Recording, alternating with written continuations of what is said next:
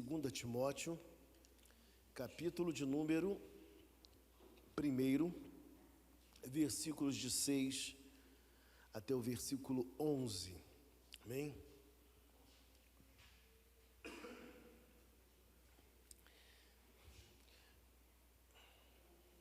Diz assim a palavra do Senhor: Por esta razão, pois, te admoesto, que reavives o dom que há em ti, pela imposição das minhas mãos, porque Deus não nos tem dado espírito de covardia, mas de poder, amor e moderação.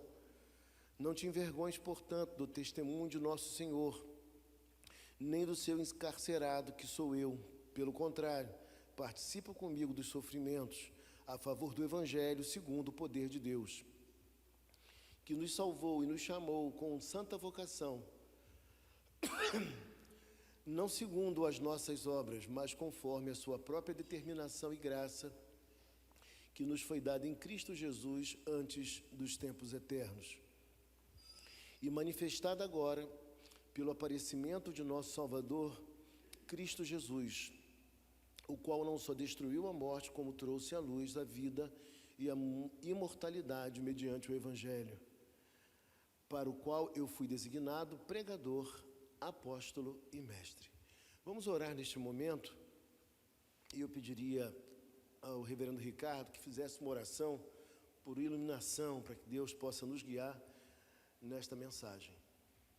Senhor, nosso Deus e nosso Pai, queremos te agradecer nesta manhã, Senhor, por tua presença entre nós, pela tua igreja presente aqui para te cultuar, Deus, te louvamos pelos cânticos, Senhor, que podemos cantar a ti, Senhor. É fruto do nosso amor e da nossa gratidão por tudo aquilo que o Senhor tem feito por nós. Mas agora, Senhor, queremos humildemente nos colocar diante da tua presença, Senhor, porque acabamos de ler a tua palavra, Senhor, que será exposta, Senhor, falada ao nosso coração, Senhor. Sabemos que nós temos muitas demandas, muitas carências na nossa vida, e a nossa oração é que teu Espírito Santo, Senhor, use o pastor Carlos nesta manhã para falar à tua igreja, Senhor, aquilo que o Senhor deseja comunicar a cada um de nós. Senhor, que os nossos ouvidos, Senhor, estejam sensíveis à tua voz, Senhor, e que o nosso coração esteja aberto, Senhor, para receber aquilo que o Senhor quer comunicar a cada um de nós nesta manhã. Que assim seja, Senhor, e assim nós oramos em nome de Jesus. Amém. Amém, queridos irmãos. Esta mensagem, ela na verdade é uma mensagem que vai ter que ser dividida em duas partes, porque é uma mensagem um pouco longa e, obviamente, não daria para a gente ministrá-la em apenas 20 minutos. Mas, dentro do possível, vou tentar falar o máximo sobre o texto e sobre o tema que nós vamos desenvolver e, possivelmente, na parte da noite, com certeza na parte da noite, nós estaremos estudando a segunda parte desta mesma mensagem. O título da mensagem é Revitalizando a Igreja através do Ministério Pastoral. Vou repetir. Revitalizando a Igreja através do Ministério Pastoral. Um dos temas mais abordados nos últimos dias tem sido o tema da revitalização da igreja. Talvez seja muito mais fácil você plantar uma igreja do que você revitalizar uma igreja. É uma tarefa extremamente difícil. Quando se pensa em revitalizar uma igreja, a gente vive uma experiência muito interessante. Por quê? Porque se por um lado revitalizar uma igreja é uma grande oportunidade para os membros e para o pastor, para o ministro, também se constitui um grande desafio e por vezes você fica pensando, agora a igreja vai. Daqui a pouco algo acontece e você diz, meu Deus, já não sei mais se vai, porque algo negativo acontece. Então, revitalizar a igreja é uma grande oportunidade para a igreja e para o pastor, para o ministro. Só que você, quando pensa em revitalizar uma igreja, a gente pensa em muitos homens que estão aí hoje sendo aplaudidos, reconhecidos como pessoas que deram um grande avanço, um significativo avanço no crescimento da igreja. Por quê? Porque nesses dias assim como acontece lá fora, nós também temos presenciado no Brasil que muitas comunidades elas estão definhando, elas estão enfraquecidas. Uma grande quantidade de igrejas, elas estão se tornando até mesmo envelhecidas na sua faixa etária. E não há uma renovação nessas mesmas comunidades. Em contrapartida, isso traz um desafio para nós. Que desafio é esse? Continuar trabalhando segundo os moldes da Palavra de Deus, ou seguirmos o rumo que estão seguindo nesses dias, pois muitas igrejas estão abandonando o verdadeiro Evangelho no afã de crescerem, e por conta disso as igrejas se tornaram uma casa de espetáculo e não uma igreja. A gente tem observado isso também. Então, como pensar na revitalização de uma igreja, mantendo o foco na Bíblia Sagrada, uma igreja centrada na Bíblia Sagrada, uma igreja que conhece e que entende qual é o seu papel, onde ela está inserida, uma igreja que percebe qual é a sua vocação. Por que eu falo em vocação? Porque cada igreja ela está instalada numa localidade. E nesta localidade existem demandas, existem pessoas, existe até um perfil de pessoas em determinada localidade. É o nosso caso aqui em Niterói, precisamente aqui em Caraí. Nós temos uma grande quantidade de pessoas que a gente diria que estão na terceira e quarta idade. E a igreja está inserida dentro desse contexto e precisando ser uma agência de Deus para evangelização, para trazer vida, para somar, para abençoar esta localidade. E aí, quando a gente pensa em revitalização da igreja através do ministério pastoral, tudo que eu vou dizer tem a ver com pastores, presbíteros, mas também tem a ver com cada um de vocês, com cada membro, com cada irmão. Vocês podem fazer também a mesma aplicação. E aqui o texto, ele vai nos dizer que Paulo, o apóstolo Paulo, ele diz para Timóteo algo muito interessante, algo muito prático, logo no início do versículo de número 6. Ele diz, veja comigo em 2 Timóteo, por esta razão, pois, te admoesto, que reavives o dom de Deus que há em ti. E aí a gente fica pensando, o que estava acontecendo com Timóteo? Eu já falei para vocês sobre uma parcela dos problemas que Timóteo tinha, né? A questão da mocidade, a questão da enfermidade, o temperamento dele, que era mais introspectivo, talvez até uma tendência a ser alguém um tanto quanto depressivo, alguém muito desanimado. Esse era o perfil de Timóteo. Mas quando a gente pensa que Paulo disse para ele reavivar o dom de Deus que havia nele, a gente pensa um pouco sobre esta palavra. O que seria então reavivar? E uma das possibilidades para reavivar, né, dos significados, seria reacender. Reacender a chama. Também poderíamos dizer reavivar.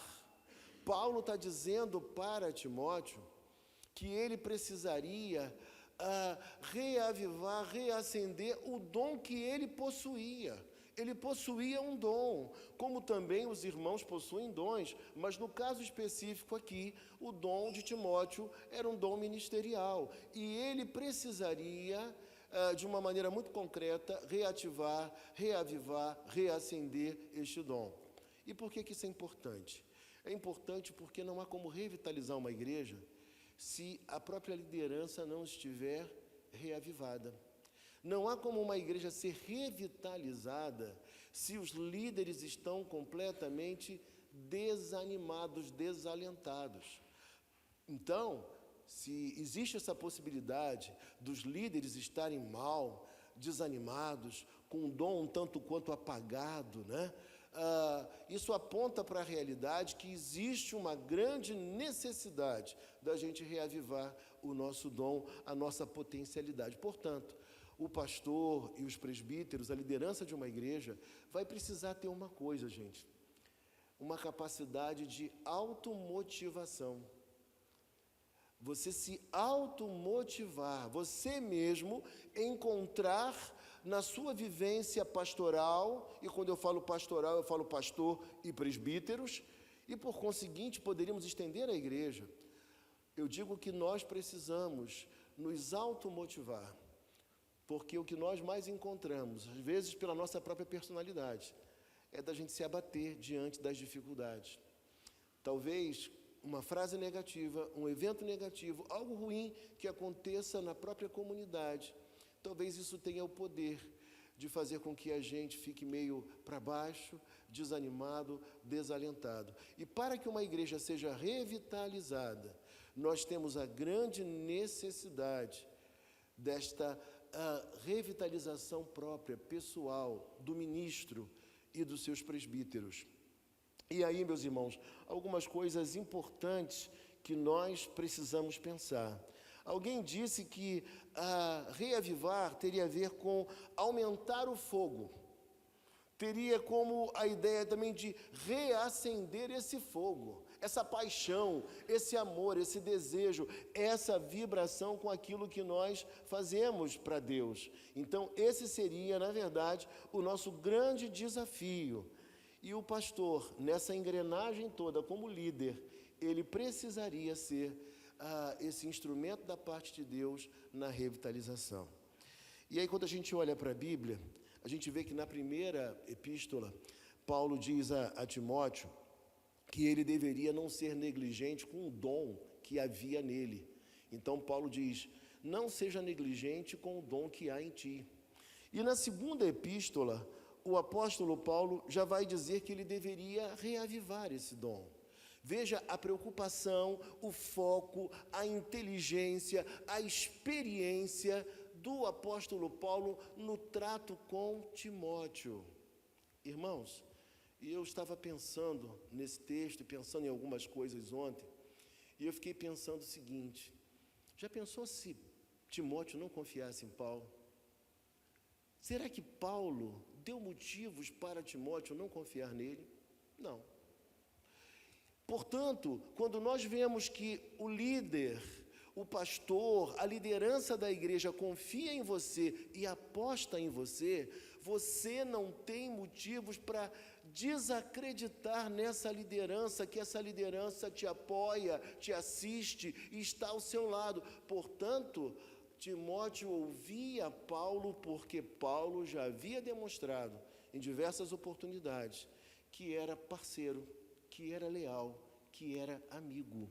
Só gente que não bate bem da bola pode desconfiar de uma liderança amiga, apoiadora. Porque o normal numa relação como essa seria o quê? Timóteo falar, eu vou ouvir o que Paulo tem a dizer, porque Paulo foi colocado por Deus na minha vida para me discipular. E quando eu era garoto, eu comprei, logo assim que eu me converti, eu comprei um livro sobre introdução ao estudo da Bíblia, um livro de visão panorâmica da Bíblia. E uma das coisas que eu aprendi, fiquei encantado, foi quando eu li, e o livro dizia assim, Paulo discipulou Timóteo, Tito e Lídia. E eu falei, meu Deus, que coisa linda, um líder que é capaz de formar outras pessoas, cuidar de outras pessoas que foram importantes para a igreja. Mas essas pessoas, elas se colocaram diante de Deus, aceitando a orientação, a direção da liderança do apóstolo Paulo. E quando a gente olha para a Bíblia, a gente observa que alguns homens, eles tiveram bastante deficiências na sua saúde para serem pastores. Por exemplo, João Calvino, o grande reformador, sofria de uma saúde fraca, frágil. Ele tinha um problema em termos de saúde. O grande pregador, o maior de todos, Charles Spurgeon, ele tinha um outro problema também muito sério, que era uma depressão. Eu já falei sobre isso há um bom tempo atrás, numa pregação. Charles Spurgeon, ele se sentia deprimido, e o que é mais curioso, ele não se sentia deprimido quando as coisas estavam indo bem.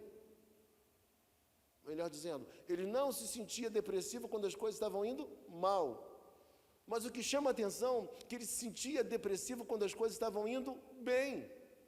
Eu, na minha cabeça, achava que era o contrário, Por ser leigo, não entender de psicologia, eu pensava assim, não, o sujeito para estar para baixo, desanimado, as coisas precisam estar indo muito mal. Mas não era assim que acontecia com Charles Spurgeon. Quando as coisas estavam indo bem, depois de uma grande vitória, ele se precipitava numa grande e profunda depressão. E aí, a gente olha também e observa que na Bíblia Sagrada nós encontramos diversos personagens que tinham uma postura semelhante. Por exemplo, nós vemos a timidez que havia em Timóteo também havia em Moisés. Moisés dá desculpas para Deus. Jeremias também dá desculpas para Deus. Gideão, vocês conhecem bem a passagem, também dava desculpas para Deus. Todos esses homens tinham algum tipo de problema, algum tipo de dificuldade. Mas nem esses fatores foram fatores impeditivos para que Deus os usasse, para que Deus os utilizasse como instrumentos seus para momentos significativos da história do povo de Israel no Antigo Testamento. E isso nos chama a atenção, porque Deus não chama pessoas prontas, pessoas acabadas, pessoas completamente equipadas para fazer o trabalho com muita eficiência. Mas, na verdade, a Bíblia fala para nós em Filipenses, capítulo 1, versículo 6, que aquele que começou a boa obra, ele há de completá-la até o dia de Cristo Jesus. Se ele há de completar essa obra, é porque a obra não está acabada, nós não estamos prontos, nós estamos sendo modelados por Deus para aquilo que Deus quer realizar na história através de nós. E aí eu queria destacar algumas coisas para vocês aqui. A soberania de Deus no nosso chamado pastoral para sermos instrumentos da revitalização. E eu diria, aplicando para vocês também, vocês que aqui estão nesta manhã, vocês estão aqui com um papel muito importante da parte de Deus, de fazer com que essa comunidade local, ela seja uma comunidade forte, uma comunidade vibrante, uma comunidade evangelizadora e missionária. Esse é o papel de cada um de nós. Vejam vocês que na manhã de hoje, nós recebemos 4 irmãos. 2 vieram através de um trabalho social que fizemos aqui, que foi o Bazar, ano passado. 2 vieram também para a nossa igreja a partir de um convite. Fizemos um convite para que eles viessem ao aniversário da igreja, ou melhor, ao meu aniversário, depois eles vieram em outras oportunidades à igreja e finalmente resolveram ficar por aqui. A igreja tem um papel nesta localidade. A igreja tem algo a realizar. Mas nós precisamos de motivação, nós precisamos olhar para a Bíblia e falar, meu Deus, eu preciso reavivar esse dom, eu preciso também ser um instrumento de Deus para reavivar, revitalizar os meus irmãos que também estão desanimados.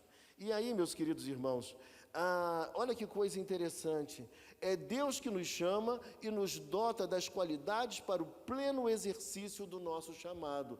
É Deus que nos chama e que nos dota de tudo aquilo que é necessário para que façamos o nosso trabalho de maneira eficaz na nossa cidade, no nosso bairro. Isso é muito interessante dizer, porque cada um de nós, o ministro, mas também vocês, todos nós, estamos dotados, equipados por Deus para o exercício daquilo que é necessário neste bairro aqui de Jardim Caraí e na cidade de Niterói também. Os nossos dons, queridos, precisam ser desenvolvidos e usados. Por isso, Paulo trabalha com Timóteo nesse texto a importância dele reavivar o dom que ele havia recebido. Claro que o dom dele é um dom ministerial, mas assim como ele, nós também precisamos repensar isso. E mais, precisamos manter essa chama acesa, o nosso dom ativo, não permitir que fiquemos acanhados, da mesma maneira que Timóteo tinha uma tendência ao acanhamento. Nós não podemos agir desta forma, nós precisamos ir ao encontro das pessoas, porque as pessoas elas estão abertas para o Evangelho, apesar de todos os maus testemunhos que os cristãos estão dando. As pessoas estão abertas para ouvir a mensagem do Senhor. E aí, uma pergunta: o que é necessário ao pastor no processo da revitalização da igreja? Pense comigo uma coisa, você tem um papel importante nisso. Primeira coisa, reencontrar a alegria de ser pastor. Existem muitos pastores que não têm mais vibração com aquilo que estão fazendo. Alguns por alguma enfermidade, por alguma depressão, por algum problema, por uma luta contínua na igreja. Muitos pastores perderam esse gosto de serem pastores. E para você reencontrar a alegria de ser pastor, você precisa de uma coisa: saber olhar o lado bom do ministério pastoral. Você tem que olhar para uma pequena notícia, para uma pequena emoção, por algo que aconteceu, por mais singelo que seja na igreja, e você se sentir extremamente motivado com aquilo. Você precisa encontrar esperança em pequenas coisas. Assim também, quando um médico chega para alguém que está enfermo e diz assim: olha, surgiu uma nova droga para fazer frente à sua enfermidade. Para aquele que está enfermo, isso vem como uma grande esperança. É uma droga nova, é um remédio novo, mas muito eficaz, está chegando ao mercado. Você se levanta, você fica com esperança de ver a sua enfermidade curada. Saber olhar para o lado bom do ministério. Paulo preso, mas ainda preso, Paulo estava preocupado com a igreja. Ele via que as suas cadeias, mesmo sendo cadeias, algo negativo, elas serviam para algo muito positivo. Ou seja, as cadeias de Paulo serviam para o crescimento do Evangelho e para a expansão do Evangelho. Ele era capaz de olhar e ver algo bom nisso. Outra coisa que eu acho muito importante nesse processo de revitalização da igreja a partir do ministério pastoral: o pastor saber contar boas notícias. Os presbíteros saberem contar boas notícias. Ontem eu fiquei feliz da vida, eu estava no Rio de Janeiro, quando um presbítero mandou uma notícia através do WhatsApp dizendo: olha, as coisas estão melhorando. Eu acho que a gente vai conseguir em breve viver um novo tempo financeiramente na igreja. Até uma conta que só sobe, ela caiu. Irmãos, eu fiquei numa felicidade incrível. Uma coisa aparentemente pequena, corriqueira, mas para mim era motivo de muita alegria e de muita felicidade, porque a gente vibra com a igreja, a gente sonha com a igreja, e essas boas notícias, elas precisam nos levantar. Como hoje aqui, recebemos 4 irmãos. Em contrapartida, eu conheci um pastor, já contei para vocês também, que ele só sabia contar experiências negativas. Quando chegava ao presbitério, a gente se reunia nos horários vagos. Ele sempre dizia assim: quando eu passei pela igreja tal, eu peguei uma família, meu Deus do céu, que família complicada, aquela família me atrapalhou a vida, eu fiquei quase que doente. E ele contava diversas histórias assim.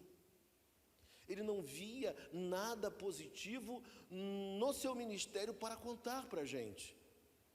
E ele era muito mais experiente do que eu. E aí, meus irmãos, um outro ponto importante na revitalização da igreja é valorizar os bons momentos. Nós precisamos valorizar os bons momentos da nossa vida, da igreja, da comunhão. Esses momentos precisam ser apreciados, valorizados, notados por cada um de nós. E aí, olha que eu escrevi aqui: uma vida para baixo e triste não despertará nas pessoas o desejo de ser crente. Ainda hoje o cristianismo é visto assim, mas precisa ser completamente diferente. O cristianismo precisa ser contagiante. Aqui no trabalho social da última semana do bazar, quando entrava uma pessoa, eu ficava pensando: meu Deus, quem sabe não é um novo convertido para Cristo, não é alguém que vai abraçar a fé. Conheci uma família aqui do lado que disse que viria hoje, ou viria na parte da manhã ou viria à noite. Orei com a família, Dei meu telefone para a família, me coloquei à disposição e a igreja à disposição. Daqui a poucos minutos, a pessoa me manda uma mensagem e me manda o WhatsApp dela, que deve regular a minha idade mais ou menos, e de sua mãe, que tem 83 anos, e se comunica com o WhatsApp. O que eu fiz? Eu já mandei para ela uma mensagem e eu já mandei para ela alguns vídeos meus, para que ela pudesse assistir. Quem sabe Deus opera, não é? E ela vem também participar conosco, porque nós sabemos que no nosso entorno há um grande contingente de pessoas na terceira e quarta idades. E nós temos que evangelizar essas pessoas. Essas pequeninas coisas, elas precisam alimentar a nossa alma, nos motivar, porque senão a gente fica muito para baixo. E aí, meus irmãos, eu queria citar uma frase uma frase muito bonita, por sinal, que diz assim: um cristão sem alegria é um difamador do seu Senhor. Um cristão sem alegria é um difamador de seu Senhor. Porque se nós estamos falando de Jesus Cristo e nós estamos sempre para baixo, sempre tristes, desanimados, como nós iremos encantar as pessoas a respeito do nosso Senhor, Jesus Cristo? Nós temos que mostrar para essas pessoas que Jesus Cristo trouxe um grande sentido à nossa vida. Jesus Cristo transformou a nossa vida. Ainda temos os nossos problemas pessoais, as nossas crises, sim, mas o que Cristo gerou em nós é algo tão forte que é indissipável os efeitos do que Ele gerou no meu coração e no seu coração. Reencontrar é o segundo ponto, reencontrar a alegria de servir. O pastor precisa ser alguém que serve. O cristão precisa ser alguém também que serve. Não é assim que acontece? E aí, meus irmãos, quando eu penso em reencontrar a alegria de servir, a alegria de estar com alguém no hospital, orar por essa pessoa, de levar a Santa Ceia a um enfermo, de estar servindo, de repente, entregando um folheto, conversando com uma pessoa, dando um telefonema para alguém, alguma coisa que seja necessária, servir no bazar, como muitos irmãos puderam vir e servir também. Mas eu diria para você, um dos maiores símbolos para mim de serviço é aquele colarinho clerical, nunca esqueço disso, né, que os pastores usam, eu uso às vezes. Aquele colarinho clerical, ele tem uma simbologia muito interessante. Por um lado, pelo fato de não ter a gola, né, ele lembra aquele grilhão, né, que os escravos usavam no passado. E isso aponta para que realidade? Que nós somos servos de Deus e também somos servos do povo. Nós não nos pertencemos mais. Uma vez que fomos arregimentados pelo Senhor Jesus Cristo, a nossa vida já não é mais nossa, a nossa vida agora é dele. Então, é uma vida para serviço. Mas se por um lado isso aponta para o lado do serviço, aquela talazinha branca, deve ter visto, não já? Aquela talazinha branca no colarinho clerical, aquela tala significa algumas coisas importantes. A primeira delas, o branco é a santidade. Mas significa dizer que, embora nós sejamos escravos, sejamos servos, o ministério pastoral, ele tem uma dignidade, ele tem um valor para Deus. Então, se por um lado é um símbolo de humilhação, de falta de pertencimento, porque pertencemos a Ele, não a nós mesmos, mas também significa dizer que existe uma dignidade naquilo que nós fazemos. Como eu diria a você nesta manhã também, existe uma dignidade no papel do crente, onde quer que ele esteja. O seu papel é por demais significativo e importante. E aí, só para a gente fechar, o texto diz: por essa razão, pois te admoesto que reavives o dom de Deus que há em ti, pela imposição das minhas mãos, porque Deus não nos tem dado espírito de covardia, mas de poder, de amor e de moderação. Mas que você pensasse um pouquinho sobre o seu dom, sobre o dom de Deus na sua vida, sobre a necessidade de revitalização dessa espiritualidade. O que tem feito com que o fogo ficasse um tanto quanto baixo, que está faltando em você? Vamos pensar nisso, vamos pensar no papel que nós temos nesta região, de sermos revitalizadores desta igreja Betel e agentes de transformação nesta localidade, porque tem muita gente precisando ser salva. E a sua tarefa para Deus ainda não terminou. Você pode ter 20, 30, 40, 50, 80, mas se o fogo estiver ardendo na sua alma, você é um instrumento de Deus para salvação, para proclamar o Evangelho de Jesus Cristo. Há muita gente aí que está precisando, como um dia também nós precisamos, e esta mensagem fez toda a diferença na minha vida e na sua vida também. Vamos orar neste momento, em nome de Jesus. Senhor Deus e Pai Celestial, neste momento que nos preparamos, Pai, para participar do pão e do vinho, nós queremos te agradecer, ó Deus, porque o Senhor tem nos levantado como igreja. O Senhor tem, na verdade, revitalizado esta igreja. O Senhor tem animado o nosso coração, Pai, para que possamos trabalhar para Ti, para levar a Tua mensagem, o Teu amor às pessoas. Nós queremos, nesta hora, fazendo o nosso autoexame, Pai, confessar as nossas faltas, os nossos pecados, pedir perdão ao Senhor, Pai, pela nossa negligência, Pai, em alguns momentos, porque por vezes nos abatemos muito facilmente, Pai, porque, ó Deus, em vários momentos, Pai, perdemos oportunidades maravilhosas que o Senhor mesmo está nos concedendo, e por isso, Pai, nós te pedimos perdão.